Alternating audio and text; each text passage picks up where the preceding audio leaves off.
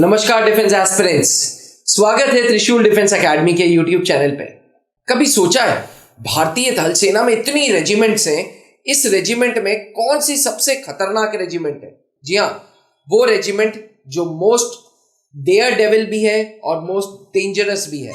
Aspirants, वैसे तो अपने आप में इंडियन आर्मी की हर एक रेजिमेंट बहुत ही डिजर्विंग है, बहुत ही अवार्ड विनिंग है, बहुत ही मेरिटोरियस है, लेकिन फिर भी इन सारी रेजिमेंट्स में एक ऐसी रेजिमेंट है जो सबसे ज्यादा डेडलीस्ट है।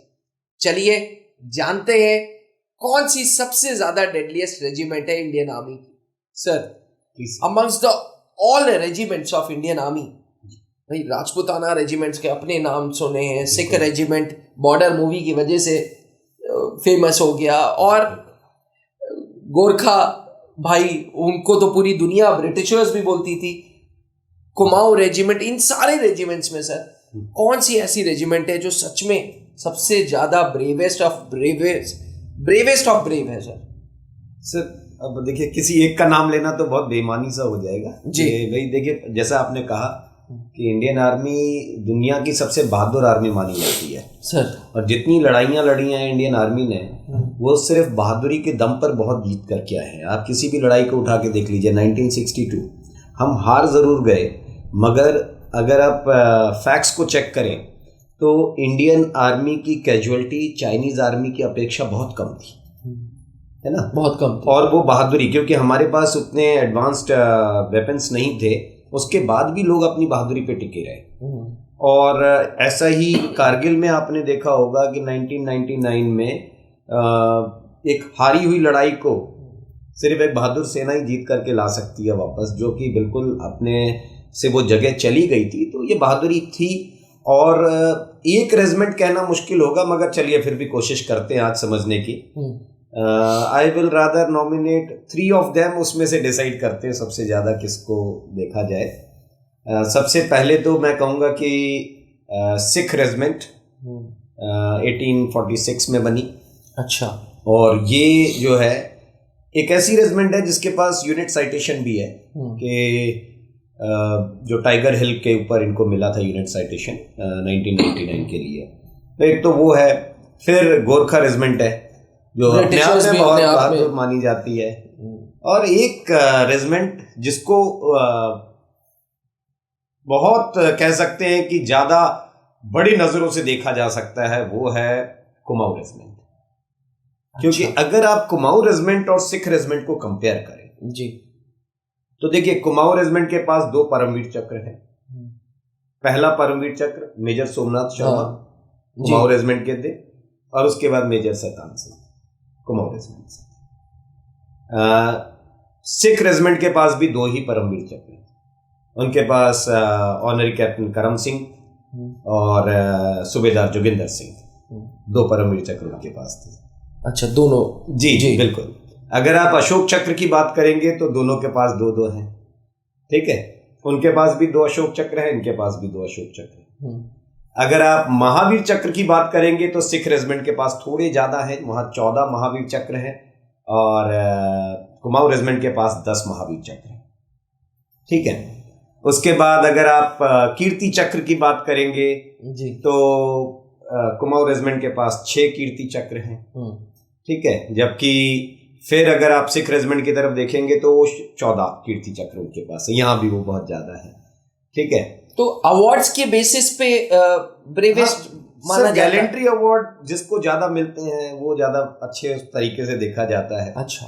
क्योंकि गैलेंट्री अवार्ड्स की बहुत वैल्यू होती है किसी भी रेजिमेंट के अंदर जी। और वहां पर वीर चक्र की अगर आप बात करें तो कुमाऊं रेजिमेंट के पास 78 वीर चक्र, 78 वीर चक्र। सिख रेजिमेंट के पास 74 वीर चक्र है। तो यहाँ तो लगभग बराबरी है, या यहाँ कह सकते हैं कि थोड़ा सा ये आगे भी है। सिख रेजिमेंट थोड़ा आगे है, बट कुमाऊं रेजिमेंट के पास 16 वीर चक्र बार है। बार मतलब एक ही इंसान ने 2 बार वीर चक्र जीता। अच्छा। ऐसा 16 बार हुआ वहां पर, जो सिख रेजिमेंट में नहीं हुआ, ठीक है। और कुमाऊं रेजिमेंट का कोई भी अवार्ड बिफोर प्री इंडिपेंडेंस नहीं है, क्योंकि पहले ये गोरखा रेजिमेंट के ही उसमें आते थे। जी। तो कुमाऊं रेजिमेंट जो है हालांकि एग्जिस्ट करती है तो सबसे पुरानी मानी जाती है, 1813 सिख रेजिमेंट से भी पुरानी है, मगर इसमें चेंजेस आते रहे बार बार। तो इनके जितने अवार्ड्स हैं वो पोस्ट इंडिपेंडेंस अवार्ड है। अच्छा। सिख रेजिमेंट के कुछ अवार्ड ऐसे भी हैं, जैसे उनके पास 21 इंडियन ऑर्डर ऑफ मेरिट्स भी हैं, उनके पास विक्टोरिया क्रॉस भी हैं 14। तो वो प्री इंडिपेंडेंस चला रहा है। तो वो प्री इंडिपेंडेंस कैरी करके आ रहे हैं। कुमाऊं रेजिमेंट के पास सारे पोस्ट इंडिपेंडेंस अवार्ड हैं, तो इसलिए मुझे लगता है कि कुमाऊं रेजिमेंट सबसे डेडलीस्ट है। उसके बाद सिख रेजिमेंट है, उसके बाद गोरखा रेजिमेंट है, और फिर राजपूत। हाँ, देखिए बहादुरी तो सभी के अंदर है, ऐसा तो हो ही नहीं सकता कि बहादुरी ना हो, सभी के अंदर बहादुरी है, बट ये वो है जो सबसे डेडलीस्ट मानी जाती है। तो निष्कर्ष अगर निकाला जाए, कुमाऊं रेजिमेंट इसलिए है बिकॉज सबसे ज्यादा गैलेंट्री अवार्ड्स उनके पास है। जी, गैलेंट्री अवार्ड्स की बहुत वैल्यू होती है सर, बहुत वैल्यू होती है। Bravery of a regiment sir gallantry awards से तौला जा रहा है। जी, यही माना जाता है, यही माना जाता है इंडियन आर्मी में। जी बिल्कुल। अच्छा, thank you sir, thank you Indeed. Aspirants, अगली बार अगर सर्विसेज सिलेक्शन बोर्ड में आपसे पूछा जाए कौन सी रेजिमेंट आपको ज्वाइन करनी है और आपके मुंह से कुमाऊं रेजिमेंट निकले, तो आपके पास रीजन है कि कुमाऊं रेजिमेंट इसलिए ज्वाइन करना है क्योंकि सबसे ज्यादा गैलेंट्री अवार्ड्स कुमाऊं रेजिमेंट के हैं, सबसे ज्यादा ब्रेव कुमाऊं रेजिमेंट है। आशा करते हैं कि वीडियो पसंद आई हो। वीडियो पसंद आई हो तो चैनल को जरूर सब्सक्राइब करें, क्योंकि आपका सब्सक्रिप्शन हमें बहुत मैटर करता है, हमें मोटिवेट करता है इस तरीके की वीडियोस बनाने के लिए। बने रहिएगा त्रिशूल डिफेंस एकेडमी के साथ। थैंक यू, जय हिंद।